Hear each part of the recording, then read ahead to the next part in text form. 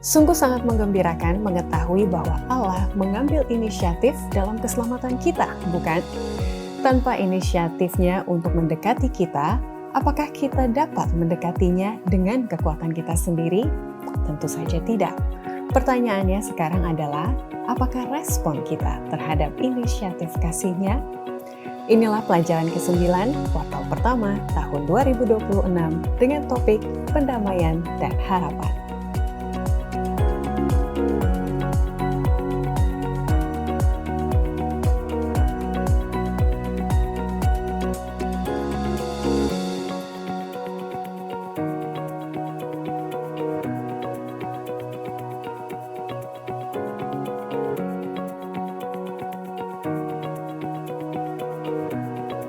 Shalom, selamat datang dalam diskusi pelajaran Sekolah Sabat yang dipersembahkan oleh Gereja Masehi Advent Hari ke-7 Uni Indonesia Kawasan Tengah.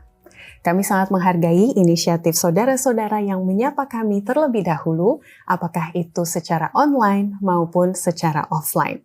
Kami juga percaya inisiatif inilah yang akan bisa menjalin hubungan dengan orang lain. Karena ingat, kita adalah agen keselamatan, ambasador surga. Satu senyuman, satu sapaan, satu komentar dapat menjadi berkat bukan hanya bagi yang memberi, tetapi yang menerima juga. Inilah komentar-komentar bentuk inisiatif saudara-saudara kepada kami. Nama-nama baru berikut ini seperti Lydia S., Jola Ellen di Jemaat Sentrum Timika, Sawai Akin, Junaidi Zevankom, Wanto Marbun, dan Noiti Lajanin. Terima kasih telah memberikan salam di dalam kolom komentar. Dan berikut komentar-komentar yang lebih panjang yang bisa menjadi perenungan kita bersama. Dari Sarce Wisang di GMAHK Pionir di Indonesia, di daerah Ratahan, Sulawesi Utara, menuliskan, sangat bersyukur bisa mengikuti diskusi pelajaran Sekolah Sabat. Karena firman Tuhan ini sangat penting, maka saya merasa rugi bila tidak berkesempatan mengikuti kegiatan ini. Puji Tuhan untuk pengalaman yang berharga. Dari Kevin Belaong mengatakan, Shalom, terima kasih Kak Ivy dan Pak Ketua, terlebih Pak Gembala untuk pelajaran Sekolah Sabat. Mungkin dari Jemaat Salemba yang memberikan komentar. Saya sangat dikuatkan untuk hal berdoa yang disampaikan dari Bapak Pendeta. Terima kasih, Tuhan memberkati kita semua. Salam untuk Kevin Belaung. Berikutnya dari Yopi Asbanu mengatakan, Shalom Kak Ivy dan semua yang di studio, mungkin bagian saya untuk tetap jaga pikiran tetap sehat.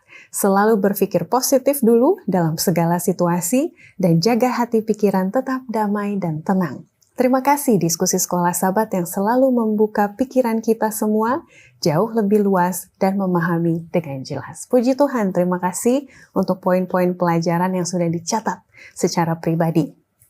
Dari Naili Rumpadon mengatakan, Amin, terima kasih semua dengan diskusi Sekolah Sabat yang sangat baik dan mudah dipahami. Puji Tuhan. 3 komentar terakhir dari Mariati Simanung Khalid mengatakan, terima kasih pelajaran yang begitu baik untuk meneguhkan iman. Amin. Stanley Masalin mengatakan, terima kasih pembahasan pelajaran Sekolah Sabat sangat membantu untuk memudahkan pembelajaran dalam kelas Sekolah Sabat saya. Semangat terus Bapak Stanley untuk pimpinannya dalam diskusi.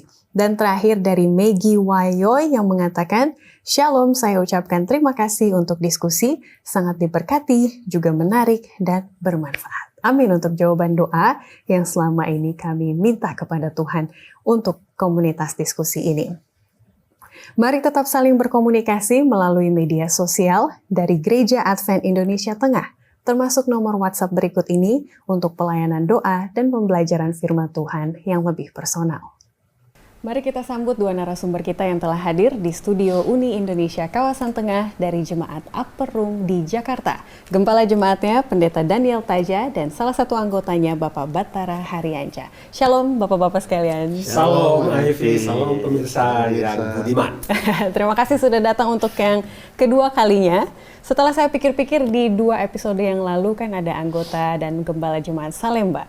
Ini upper room hanya tetangga depannya saja. Kita yang paling atas. Oh, lebih tinggi deh. Tinggi dong. Upper room lagi menunggu kecurahan Roh Kudus dan sekarang sudah tetap terjadi.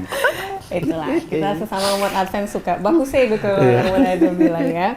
Kali ini pelajaran ke-9 judulnya adalah pendamaian dan harapan. Kita ingat pesan dari Pendeta Daniel Taja pekan lalu, tidak perlu dipersulit topik ini. Jadi dari awal kita akan tegaskan bahwa pendamaian dan harapan ini intinya adalah tentang rencana keselamatan yang ada di dalam Yesus melalui Injil gitu ya. Jadi seperti apa kita akan gali sama-sama. Tapi sebelumnya untuk meringankan suasana saya mau bertanya terlebih dahulu kalau melihat ke belakang. Ini bagi pendeta dan Bang Batara. Jadi melihat ke belakang dulu bagaimana cara Tuhan membawa Pak Pendeta dan juga Bang Batara kembali ke jalannya. Ada cara-cara khusus tentunya sesuai dengan karakter masing-masing begitu ya. Saya mulai dari Pendeta Daniel Taja terlebih dahulu.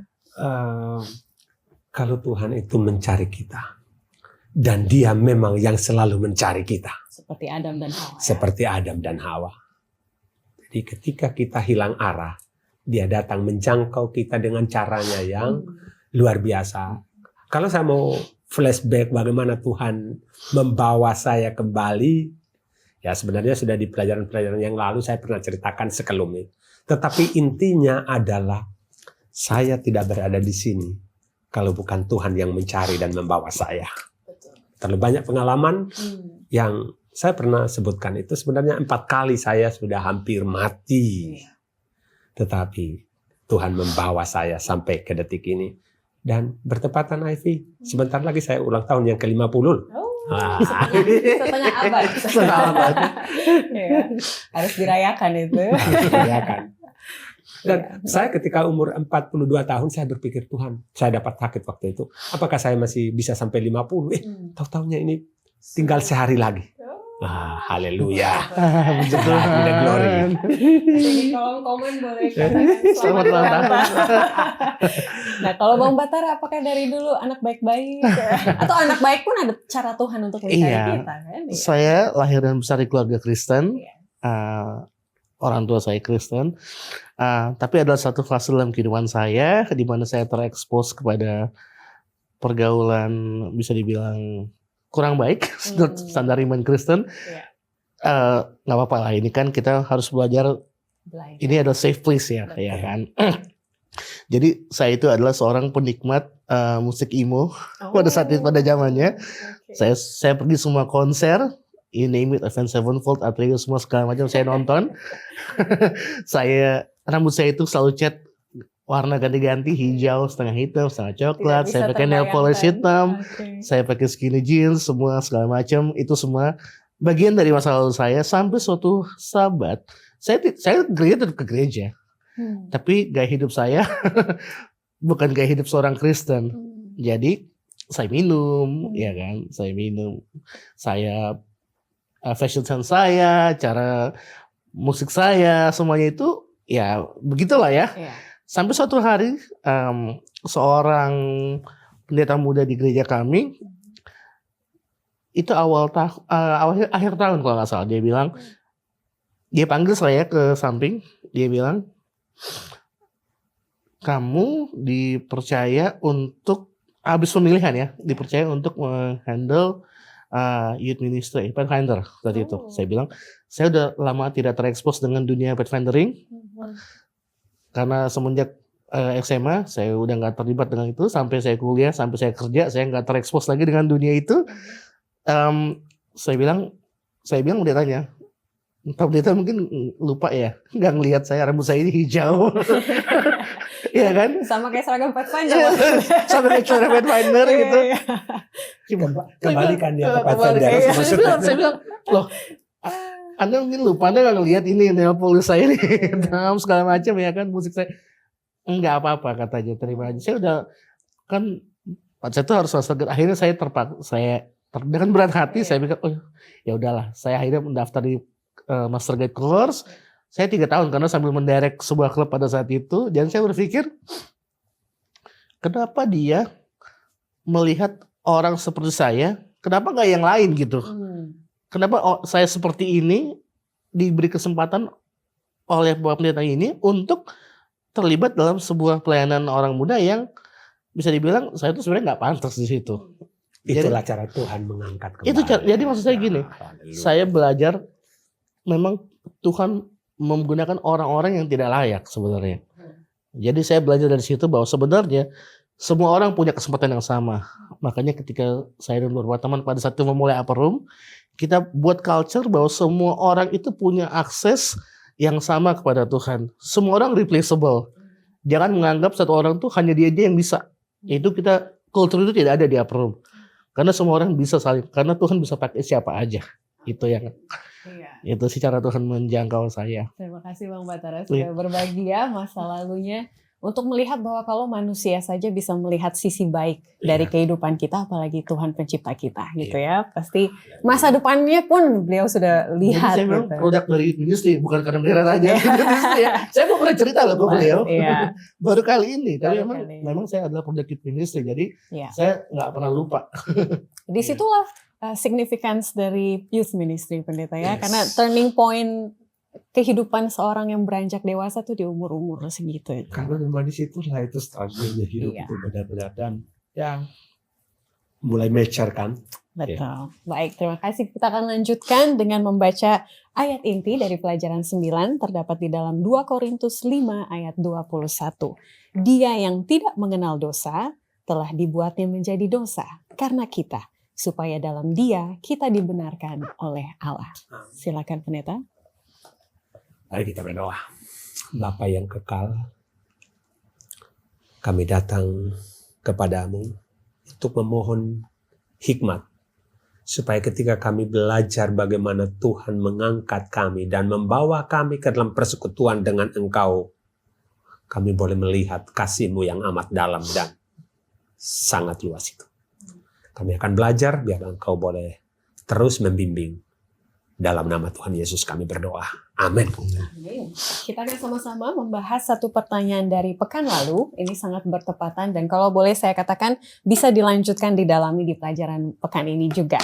Datang dari salah satu pemirsa kita bernama Turisman Siahaan. Beliau mengutip pernyataan dari seorang narasumber di pelajaran yang lalu-lalu. Ada satu pernyataan dikatakan begini, bagaimana caranya menyatukan surga dan bumi, ini kan topik besar dari Sekolah Sahabat kita, dan menurut narasumber adalah dengan pola hidup kita. Nah kalau saya melihat ada dua kacamata, dua sisi dari sini, dan saya nanti minta pendapat dari pendeta dan Bang Batara, karena menurut Turisman Siahaan dikatakan jawaban yang benar itu hanyalah Kristus yang bisa menyatukan bumi dan surga.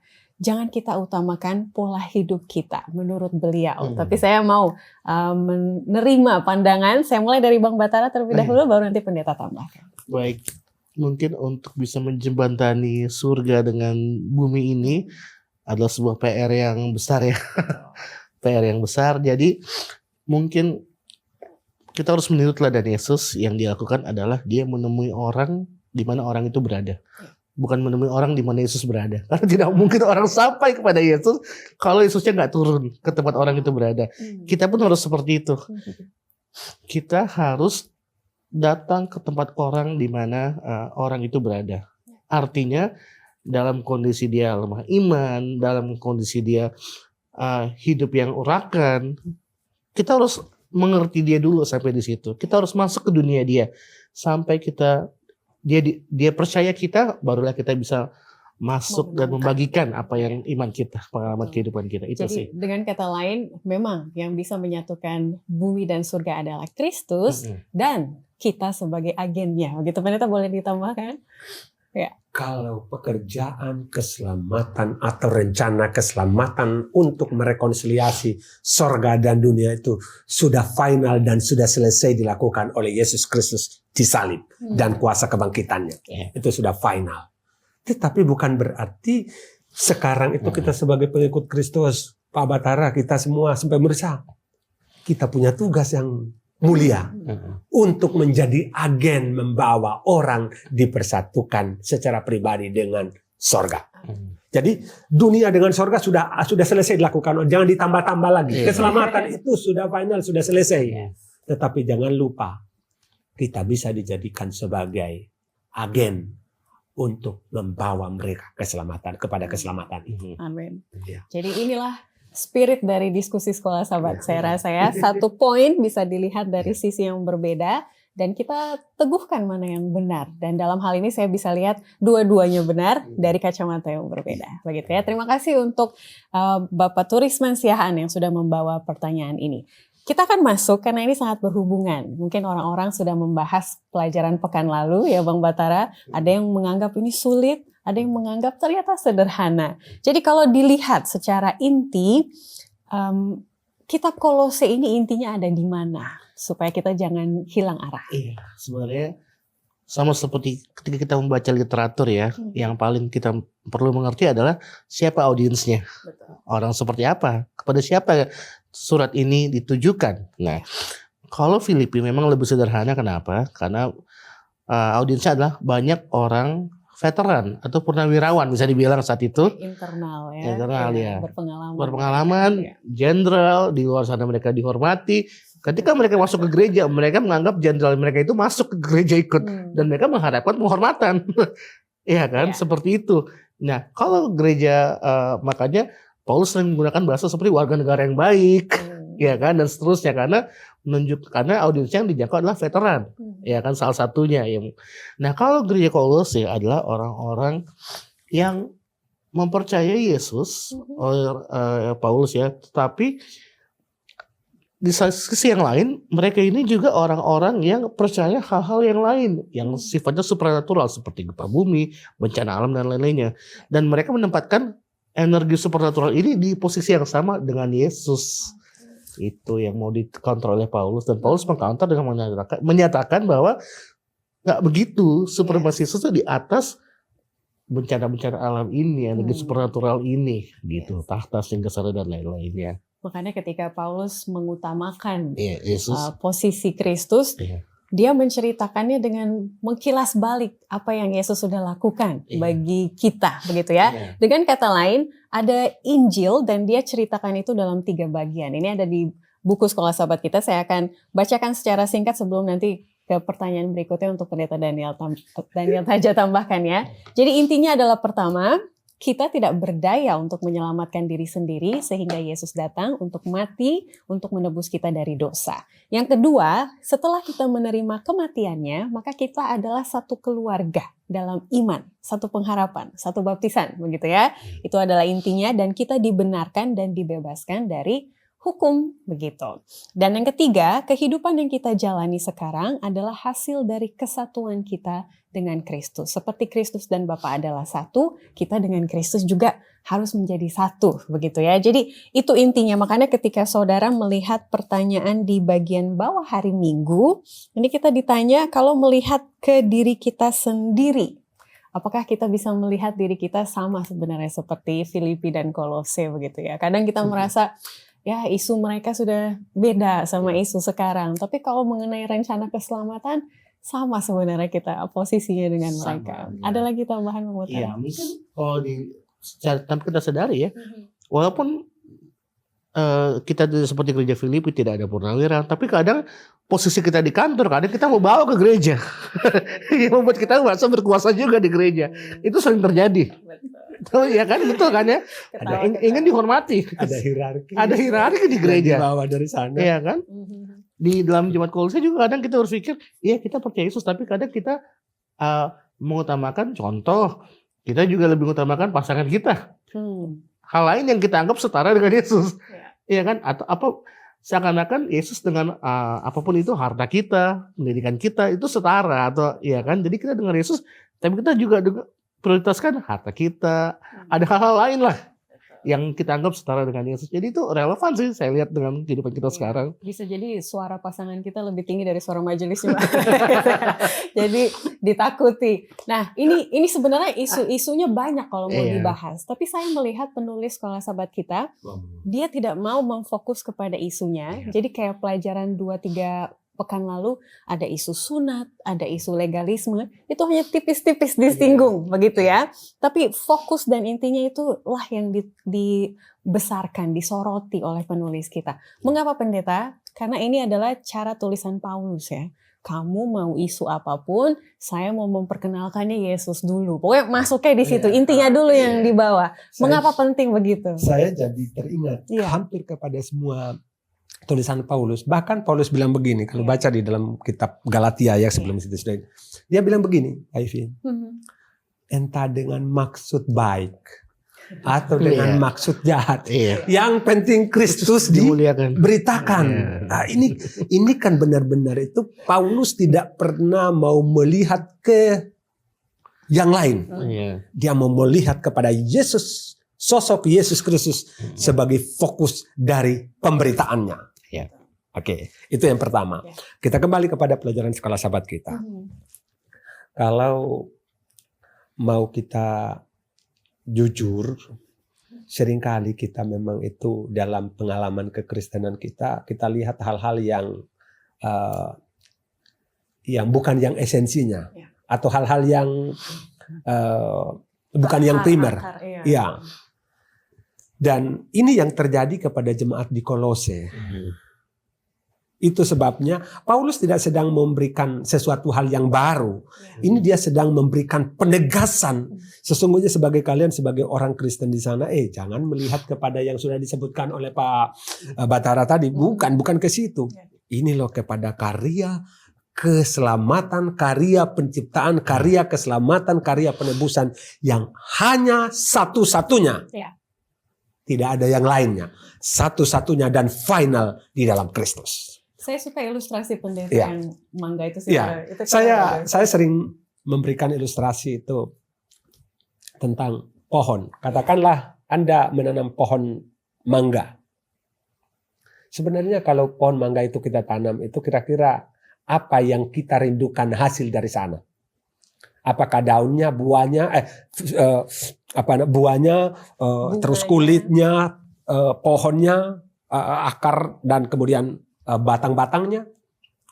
Tentunya kalau orang menanam satu pohon mangga adalah buahnya yang paling inti. Sekalipun yang lain jangan diabaikan. Karena penting juga itu apa? Pohonnya bisa dijadikan papan, bukan? Bisa hal-hal yang lainnya penting. Tetapi jangan hilang. Jangan hilang fokus kepada buahnya. Yang dihasilkan adalah buah. Demikian juga Paulus. Kalau ada yang lain di sekitar kalian, jangan beralih ke itu. Ingat kepada Yesus Kristus. Yang adalah apa? Pendamai. Kan di pelajaran sekolah sahabat kita. Pendamai yang memberikan harapan yang teguh kepada kita. Jadi jangan berfokus kepada daun mangganya, batang mangganya, tetapi buah mangganya. Karena memang pada zaman Kolose ada tren, ada budaya, ada pemahaman maksud saya yang berubah-ubah setiap tahunnya, begitu ya. Tapi khusus untuk iman kita harus teguh pada prinsip seperti itu. Kita akan lanjutkan, jadi tetaplah bersama kami. Kita terpanggil untuk beritakan hanya Yesuslah jalan. Rendahkan hati, lakukan tugas, kerjakanlah tiap hari. Nubuat dikenapi, janganlah lega, kabarkan tentang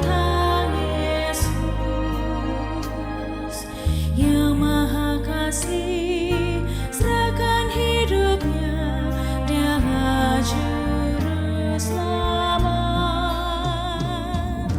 Berdasar Alkitab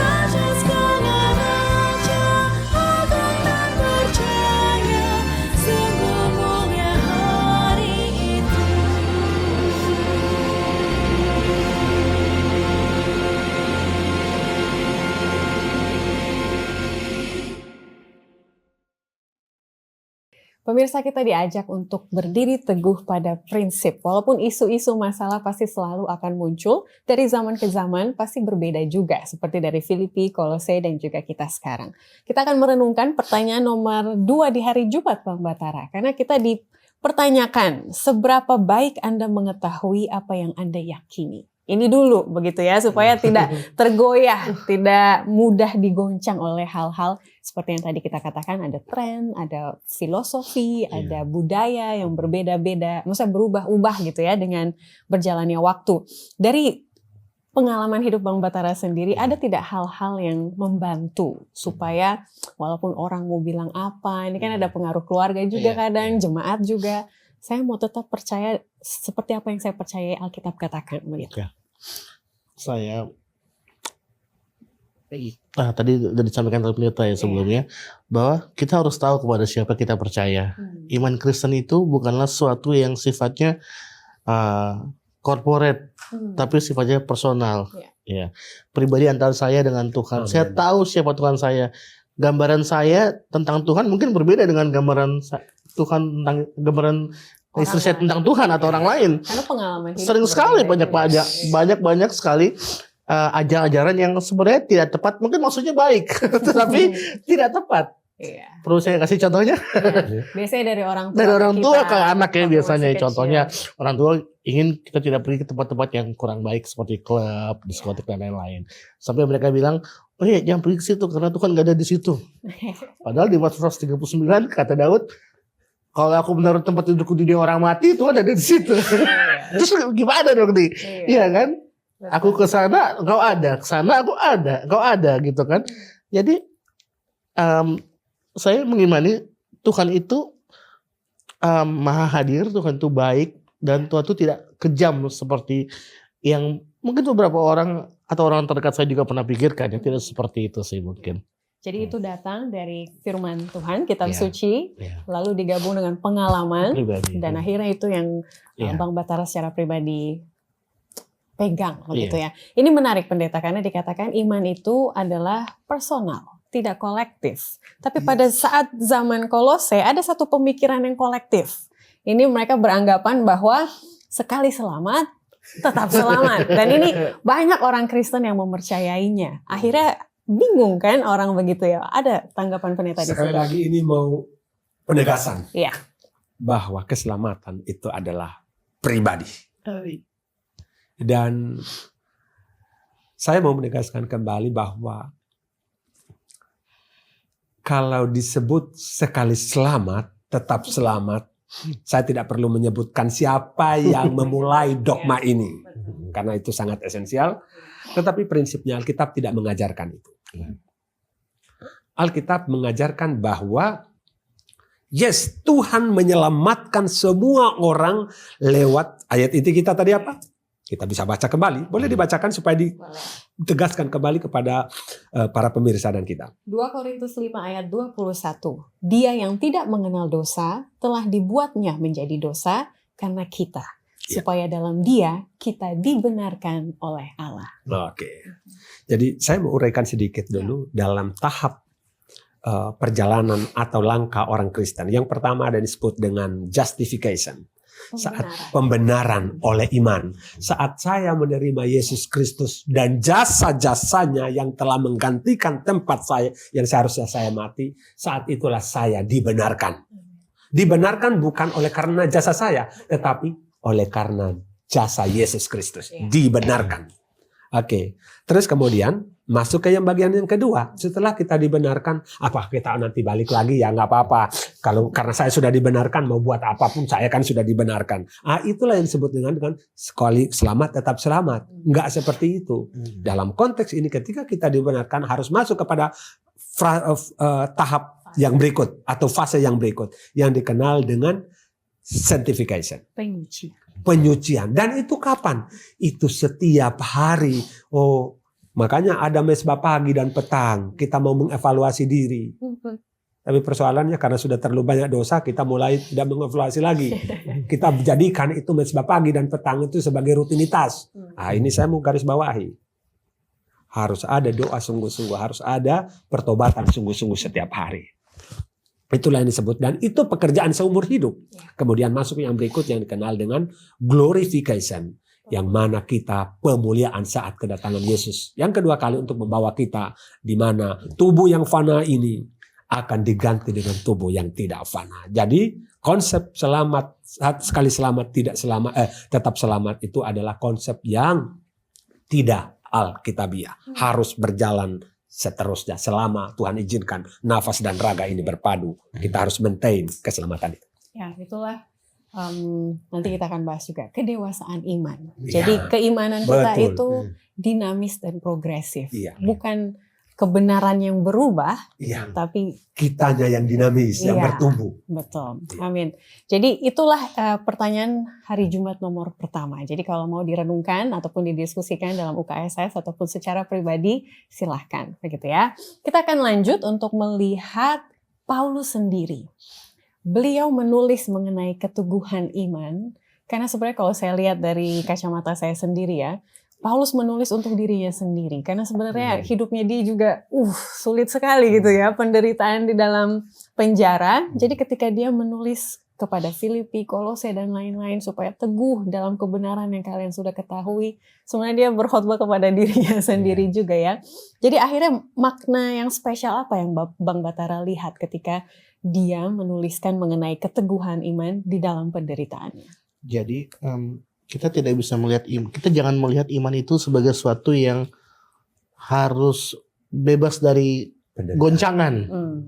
Jangan seperti itu ya. Jangan melihat iman itu sebagai kalau kita merasa tergoncang bukan berarti kita nggak beriman. Justru pada saat kita punya iman itu harus diuji kan gitu. Karena banyak pemikiran yang kalau hidup tidak baik-baik saja berarti saya lagi jauh. Iya, lagi jauh dari gitu Tuhan. Ya ada benarnya juga Iya, gitu, iya. tapi tidak selalu. Tidak, jangan berpikir kalau iman kita sedang digoncang itu berarti bukan berarti iman kita tidak bertumbuh. Justru itu bagian dari pertumbuhan itu sendiri. Yes. Ketika itu sedang diuji. Justru kalau iman kita nggak diuji, mungkin kita nggak bertumbuh. Betul, hidupnya gitu-gitu Gitu-gitu aja, iya kan? Dan akhirnya di sini dikatakan Paulus boleh saja di penjara. Ini tulisannya pelajaran kita yang nanti pendeta akan tambahkan. Tetapi firman Allah tidak terbelenggu. Maksudnya isu boleh berganti, tapi firman itu, prinsip itu yang akhirnya membebaskan dan dia tetap. Silakan. Saya pernah punya pengalaman pribadi ya. Saya punya pertanyaan kepada Tuhan yang saya belum temukan jawaban. Saya sampai marah kepada Tuhan. Menurut saya marah dan berniat kepada Tuhan itu sah-sah aja. Itu bukan berarti saya tidak beriman. Ekspresi iman. Saya pernah, itu adalah wujud dari ekspresi iman. Iya. Tuhan kita itu bukan seperti kita. Kadang-kadang kita sebagai orang nggak boleh melawan orang tua ya, nggak boleh marah, nggak boleh berdiskusi. Ya kita langsung, memang Tuhan kita itu ya saya katakan, mari kita berperkara, mari kita berdiskusi, mari kita berantem istilahnya. Dalam arti untuk mengenali Dia supaya lebih mengenali. Sorry, saya potong. Mohon maaf. Karena kalau saya berdoa, istri saya selalu bertanya, kenapa doanya seperti itu ya? Terlalu vulgar sekali, bahkan terlalu berani sekali, terlalu agresif sekali. Ya karena menurut saya itu wujud daripada kedekatan saya kepada Tuhan. Yes. Jadi saya nggak perlu takut, nggak ada yang harus saya sembunyikan dari Tuhan. Iya kan? Semua perasaan, semua pemikiran dibawa kepada Tuhan. Tanya. Jangan juga berpikir, ya hanya yang baik-baik aja kita bawa kepada Tuhan. Tuhan juga tahu kok, iya kan? Gitu. Itu wujud daripada bagian dari pertemuan iman untuk mengenal Tuhan lebih lagi. Supaya kita nggak levelnya naik, nggak cuma di situ doang kan gitu. Hubungan makin dekat kan makin transparan, Iya, makin vulnerable. Jadi ya apa adanya Apa saya adanya. bawa. Kalau mau yang baik-baik saya jadi kayak laporan ke bos ya. Oh, Tuhan, yang ini udah, yang ini sudah gitu ya. Itu Jadi, ABS. apa itu? Yang penting bangsa senang, asal pesenang. Asal Bapak senang. Dan itu untuk berlaku untuk bos di dunia sama Tuhan. He knows everything. Iya. Dan inilah akar keteguhan iman Paulus kalau saya lihat, karena dia percaya Bapa itu oikonomia, alias beliaulah yang memelihara. Apa yang saya tidak tahu, dia sudah tahu. Jadi kalau saya kutip dari pelajaran kita dikatakan Allah sudah mengatur segalanya, segala sesuatu, begitu ya. Walaupun ini bukan berarti nasib kita di surga, ini beda ya pendeta konteksnya gitu ya. Jadi apa yang mau pendeta tekankan mengenai pemeliharaan Allah yang akhirnya menjadi faktor keteguhan iman kita, apapun yang terjadi?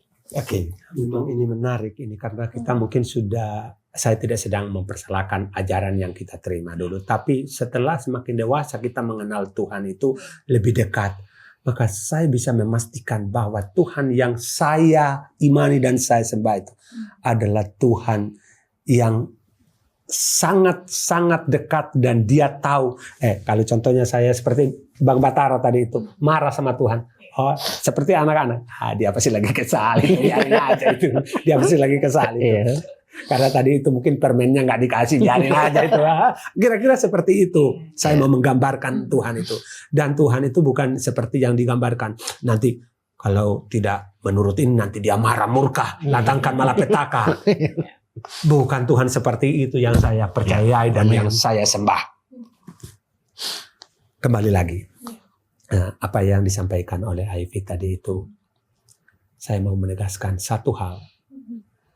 Kalau dia telah mendamaikan kita, kalau dia memberikan pengharapan di dalam keadaan keterpurukan apapun yang engkau alami, harapan itu selalu ada untuk engkau lebih dekat dengan dia. Harapan itu selalu ada. Jangan menganggap engkau terlalu jauh, jangan menganggap engkau terlalu penuh dengan dosa saat ini. Karena pendamaian dia sudah lakukan dan pengharapan untuk datang kepadanya selalu baru tiap hari. Jadi disinilah kaitan dari judul Sekolah Sahabat Pekan kita dengan inti keteguhan iman. Jadi iman teguh karena kita sudah didamaikan, harapan sudah ada di dalam Kristus. Ya. Berbicara mengenai keteguhan tadi itu.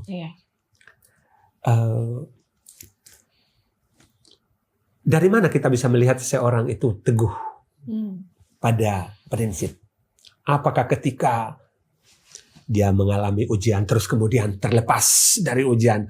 Haleluya saudara, saya yang tadinya itu susah sekali sekarang dapat pekerjaan, dapat posisi yang bagus. Haleluya, saya tahu Tuhan itu. Tapi bulan depan dipecat dari kerjaan. Kira-kira bagaimana? Contoh saja. Terus kemudian keadaan terpuruk. Apakah dia masih melihat bahwa Tuhan? Itulah yang saya sebutkan tadi. Tidak peduli berapa posisimu. Tidak peduli kau berada di titik mana. Tuhan peduli dan ada dengan engkau. Bukan berarti Tuhan ketika engkau ada di sana dan Tuhan membuang engkau. Tuhan sedang mengajarkan engkau sesuatu. Untuk lebih intim dan lebih intim dengan dia. Betul. Jadi ini sempat disinggung juga di pelajaran-pelajaran sebelumnya. Keteguhan iman seseorang bisa dilihat bagaimana dia bereaksi terhadap perubahan atau isu, situasi, kondisi. Karena bisa saja dua orang mengalami hal yang sama tetapi reaksinya berbeda. Itu kan semua tergantung apa yang dia percayai, nilai-nilai kehidupan yang dipegang, begitu ya. Makanya ini akhirnya kita menjadi jembatan antara surga dan bumi. Silakan. Itu yang boleh saya. Ada kan orang begini, waduh, saya mau ke gereja, saya mau rajin berdoa, saya mau menyogok Tuhan supaya dia tidak pernah bilang itu mau menyogok dalam tanda kutip ya, supaya nanti dengan saya rajin ke gereja, saya rajin berdoa, terus kemudian dapat kerjaan, dapat jodoh, dapat ini apa. Dipikirnya Tuhan itu seperti itu. Lakukan bagian kita karena memang kita mencintai Tuhan. Biarkan Tuhan yang bertindak tepat pada waktunya untuk kita. Mau dapat kerjaan, mau tidak dapat jodoh pun, kalau kita sudah dengan Tuhan, Tuhan prinsipnya adalah kalau sudah Tuhan dengan saya, yang lainnya itu menjadi hal-hal yang kedua. Tapi kalau kita mau jadikan itu menjadi hal yang pertama, maka kemudian kita mulai mau cari istilah sekarang itu kayak orang pegawai cari muka sama bos supaya dikasih posisi, dikasih naik gaji. Enggak begitu Tuhan kita. Ada itu juga yang Paulus bilang, dia yang tidak menyayangkan anaknya, masa dia menahan berkat sih kepada kita ya. Roma pasal 8 ayat 31-32. Ya, itulah berarti gambaran tentang oikonomia. Itu yang pendeta memelihara. Jadi kita teguh karena pemahaman itu. Karena waktu saya mau cut pertanyaan kita, saya langsung ke pertanyaan terakhir, tapi nanti Bang Batara boleh tambahkan ya. Ini berkenaan dengan yang Bang Batara bilang bahwa keselamatan itu personal, karena di dalam tulisannya Paulus mengatakan supaya tiap-tiap orang tumbuh dewasa di dalam keimanan mereka. Ada yang mau Pak Pendeta Daniel Taja tekankan di sini? Karena kembali kita tidak membahas apa isu Kolose, Iya. tetapi Paulus mau menekankan, ayo keimanan kalian harus lebih tinggi dari isu-isu ini. Silakan pendeta. Sekali lagi bagi orang-orang muda, bagi kita, bagi pemirsa, saya mau menekankan bahwa sebagaimana yang sudah disampaikan tadi adalah keselamatan itu adalah personal relationship with Jesus. Yes. Hubungan pribadi yang secara intensif dan dekat dengan Kristus. Jadi sekali lagi saya tidak mau, kalau ini bisa kita elaborasi lebih jauh lagi, tetapi karena waktu, saya cuma mau sampaikan, buat hubungan pribadimu dengan Tuhan, buat hubungan pribadi saya dengan Tuhan, seolah-olah tidak ada yang lain. Tidak ada hubungan yang lain. Hubungan saya, karena yang lainnya nanti akan ditambahkan. Jadi ini dulu. Ya, karena kalau sudah ini dulu, Iya. maka pengajaran Paulus, pengamaran Paulus itu akan dimengerti oleh jemaat. Gitu. Kalau dasarnya ini sudah teguh. Baiklah pemirsa, kita akan simpulkan, jadi tetaplah bersama kami.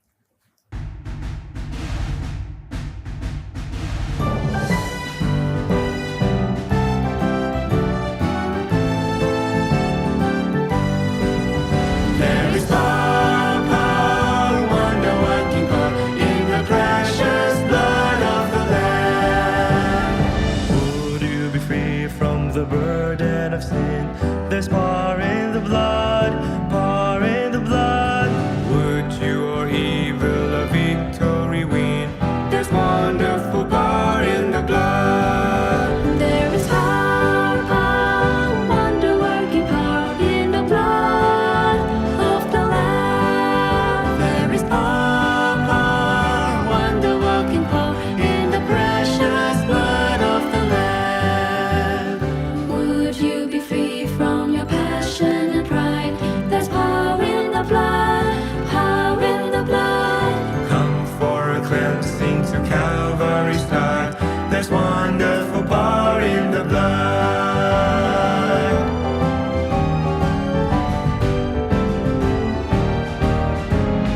Would you do service for Jesus your King? There's power in the blood, power in the blood. Would you live daily His praises to sing? There's wonderful power in the blood. There is power, wonder-working power in the blood of the Lamb. There is power, wonder-working power in the precious blood of the Lamb. There is power, wonder-working power in the blood of the Lamb. There is power, wonder-working power in the precious blood of the Lamb. In the precious blood of the Lamb. There is power.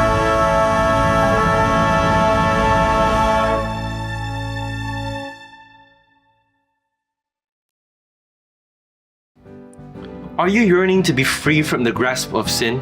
Do you want to experience victory over appetite, over the sins that so easily besets you, over temptations that are almost becoming like second nature? Dear friend, I have good news for you today. And the good news is that there is power for you today, power to overcome, power to enable you to live a life full of purity and holiness. Do you want to know how you can obtain this power? Do you need someone to study with you or pray with you as you seek to obtain this power? Reach out to us via WhatsApp or the email link right here and in the description down below. And remember that there is a power in store for you today. Semoga sampai saat ini kita sudah mulai melihat kaitan dari judulnya, pendamaian dan harapan, dengan inti pembahasan yang kita sudah diskusikan tadi. Tapi saya mau berikan waktu kepada Pendeta Daniel Taja untuk menegaskan sekali lagi, jadi apa intinya dari pendamaian dan harapan ini? Sangat jelas penulis, khususnya penulis pelajaran sekolah sahabat kita yang dia rangkum dari pernyataan Paulus ini menegaskan bahwa pelaksanaan pendamaian atau rekonsiliasi antara dunia dengan sorga telah dilakukan dan finish oleh Yesus Kristus. Ya. Sudah selesai. Gak perlu lagi saudara tambah-tambahkan yang lainnya. Supaya menyenangkan hati Bapa, tambah-tambah lagi hukum-hukum yang lain. Enggak, itu sudah final dan sudah dilakukan oleh Yesus Kristus. Sekarang, pertanyaannya, oleh karena dia sudah melakukan itu, maka apakah di sana ada harapan? Oh yes, di sanalah pengharapannya kita yang terbesar. Maka, letakkan pengharapan saudara kepada pendamaian yang telah dilakukan oleh Yesus Kristus. Bukan oleh yang dilakukan oleh saudara. Sekali lagi, dasarkan pengharapan saudara kepada pendamaian yang sudah final, yang sudah dilakukan oleh Yesus Kristus. Dan jangan lupa, demonstrasikan itu melalui pengalamanmu setiap hari. Ya. Anda telah dibenarkan, saya telah dibenarkan. Bagaimana saya melakukan perubahan dan penyucian diri setiap hari. Lewat apa? Lewat hal-hal yang baik tentunya. Lewat memuliakan Tuhan, lewat menyenangkan Tuhan, lewat menyenangkan hati sama manusia, menjadi berkat dan seterusnya. Ada banyak variabel yang kita bisa sebutkan. Termasuk dengan mendengar amaran. Karena itu tujuannya Paulus menulis kepada mereka. Tapi tidak akan diterima dengan berat hati karena sudah diteguhkan dengan pekabaran baik tadi. Betul. Pendamaian? Yes, dan Itu harapan. Baik, secara praktisnya Bang Batara mengenai Mission Reach 26, saya mau arahkan pandangan kita ke penuntun guru, aplikasi kehidupan, pertanyaan B. Karena dengan siapakah Anda telah membagikan kisah Anda tentang kasih penebusan Tuhan? Alias rencana keselamatan Tuhan bagi kita itu adalah personal, tapi kita juga ada peran untuk rencana keselamatan Tuhan bagi orang lain. Sudah seberapa jauh? Silakan. Oke. Seberapa jauh ya? Iya, itu dia, kita harus Jadi, merenungkan. Iya. Saya melihat ini sebagai sebuah kesempatan untuk menjangkau, dan sudah saya lakukan ya sebenarnya, untuk membentuk berbagai macam small group, pendalaman Alkitab, PA atau pendalaman Alkitab lah ya, kepada orang-orang yang rindu untuk mengenal Tuhan. Ya, jadi dengan cara yang lebih berbeda, bukan sekedar teori ya. Jadi lebih ke hal-hal yang praktikal yang membuat orang tertarik ya. Karena kalau bicara informasi itu di mana saja banyak, semua gereja juga punya informasi tentang Yesus. ChatGPT juga ada. Tapi kalau kita bicara transformasi, belum tentu semua orang punya. Nah, sementara yang kita butuhkan adalah informasi dengan transformasi. Ya kan? Itulah mengapa setiap kali ada khotbah, di akhir khotbah biasanya selalu ada panggilan, ada call to action untuk membuat perubahan. Tetaplah di dalam perubahan inilah yang membuat kita tetap hidup dalam hubungan yang menyelamatkan dengan Yesus. Itulah yang mungkin kita perlu miliki. Nah, bagian dari hubungan yang menyelamatkan itu adalah dengan menjadi saksi.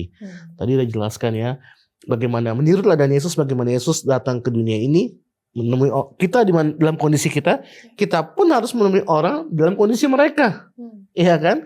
Kemudian Yesus juga memberikan hidupnya untuk kita juga memberikan hidup kita untuk orang lain. Artinya bukan berarti kita harus mati untuk orang lain, tapi fokus kita harus tertuju pada orang lain supaya orang lain ini juga bisa. Tapi kalau memang selamat. itu ada punya karunia mati sahih untuk keselamatan. Itu boleh juga, tapi tidak semua orang punya. Tapi minimal kita punya roh yang memikirkan kepentingan orang lain. Dan meninggalkan semua comfort zone kita, sama seperti Yesus kan, dia menjembatani nih. Meninggalkan surga, dia sebenarnya bisa aja di surga ngomong kaki gitu, ngapain ke bumi ini, dunia yang udah gak punya arti ini gitu. Iya kan? Tapi dia memilih untuk itu, Filipi yang sebelumnya ya kan. Tapi kita harus meneladakan itu secara praktis. Ini yang paling sulit ya kayaknya, mendatangi orang di mana orang itu berada. Karena kita kebanyakan berharap orang itu datang ke gereja dengan udah pakai terapi semua segala macam. Nggak mungkin, nggak bisa, nggak bisa seperti itu. Terima kasih untuk call to action ya, gitu ya, PR bagi kita semua. Silakan ditambahkan di kolom komen apalagi yang bisa menjadi aplikasi supaya kita bisa menjadi agen rencana keselamatan ini. Jangan cuma jadi agen jualan yang lain-lain mungkin ya, tapi ini yang harus kita seriuskan. Baik, saya undang kesediaan Bang Batara untuk berdoa bagi pemirsa kita. Baik, bersatu dalam doa. Tuhan Yesus, terima kasih untuk diskusi yang baik di mana kami diingatkan Tuhan bagaimana kami harus menjadi kami yang sudah menerima pendamaian dan pengharapan daripadamu, biarlah kami meneruskannya kepada orang banyak. Dengan demikian kami menjadi agen perubahan, meniru teladan yang Tuhan telah contohkan kepada kami. Dan dengan demikian kami bisa mempercepat kedatangan-Mu yang kedua kali ya Tuhan. Inilah kerinduan kami Tuhan, kami sudah bosan dengan hidup di dunia ini. Biar kami dapat bersegera bertemu dengan Tuhan, Amin. menikmati hidup kekal bersama dengan Tuhan, melalui hubungan yang menyelamatkan Tuhan sepanjang kami di dunia ini. Terima kasih Bapa, biarlah dapat menjadi berkat bagi semua pemirsa dan bagi diri kami juga khususnya Tuhan. Terpujilah Engkau Tuhan, dengarlah doa kami ini dan sempurnakan di dalam nama Tuhan Yesus kami berdoa. Amin. Amin. Terima kasih Bapak Batara Haryanja dan Pendeta Daniel Taja untuk pelayanannya kali ini. Sampai bertemu lagi di kesempatan mendatang. Anda juga dapat mengunjungi kami lewat media sosial Gereja Advent Indonesia Tengah yang muncul di layar kaca Anda. Dan mari kita melawat orang-orang lain juga melalui membagikan video ini. Mari bertemu kembali pekan depan, kita akan kembali mempelajari firman Tuhan yang sangat berkuasa. Tuhan memberkati.